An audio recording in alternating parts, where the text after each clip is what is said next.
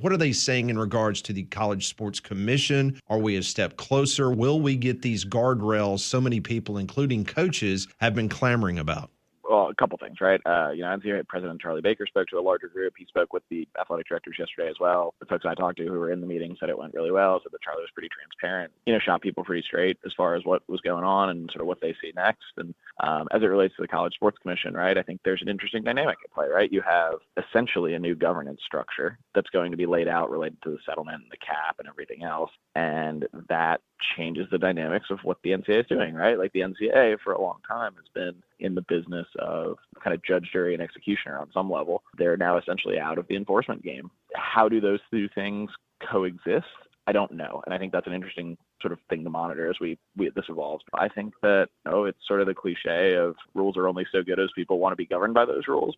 I think there is something to that. I think that generally speaking, people do want rules, they do want structure, and they want this to hold, because if not, then it's sort of, I think everyone kind of throws up your hand and says, hey, what are we doing here? And I think that, again, I think people want the rules. Now, college sports have long shown that people don't want to follow rules. So I am curious how that holds, but I do think there's a lot of optimism around this structure, at least, and how it's been structured, that it can create a little bit of stability.